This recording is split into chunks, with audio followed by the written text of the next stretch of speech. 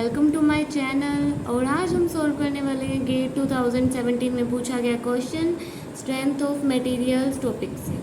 तो क्वेश्चन में क्या बोला है, N elastic bar length L, uniform cross sectional area A, coefficient of thermal expansion alpha, Young's modulus E is fixed at the two ends.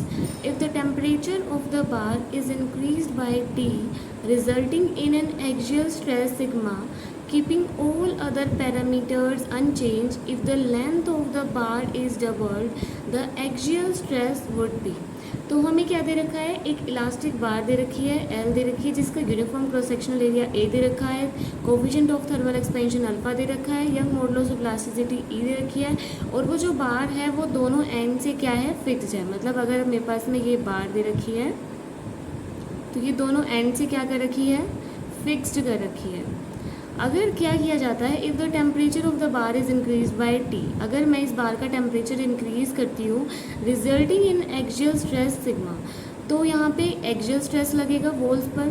Keeping all the parameter unchange if the length of the bar is doubled, और अगर इस length को double कर दिया जाए तो axial stress में कितना चेंज आएगा वो हम लोगों को यहाँ पर बताना है। तो हमें पता है, सॉल्यूशन करते हैं इसका, कि जो थर्मल स्ट्रेस होता है उसका फॉर्मूला किसके इक्वल होता है, वो होता है अपने पास में मॉडुलस ऑफ इलास्टिसिटी इनटू में L alpha delta T minus free expansion and divide by में लेंथ एल।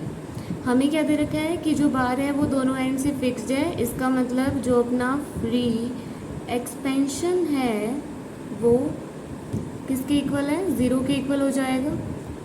तो अपने पास में जो सिग्मा टी है, जो थर्मल स्ट्रेस है, वो कितना बन जाएगा, वो बन जाएगा ई इंटू अल्फ़ा इंटू में डेल्टा टी, क्योंकि एल से एल कैंसिल आउट हो जाएगा। तो हमने देखा कि जो अल्फ़ा टी है, जो अपना थर्मल स्ट्रेस आया है, वो लेंथ पे डिपेंड नहीं कर रहा। अगर वो लेंथ पे डिपेंड नहीं कर रहा और ई भी कांस्टेंट है, अल्फ़ा भी कांस्टेंट है और टेम्परेचर में चेंज भी कांस्टेंट है, तो अपने पास में ये पूरी चीज़ क्या रह जाएगी, कांस्टेंट रह जाएगी, क्योंकि ये तीनों चीज़ें क्या हैं, कांस्टेंट है।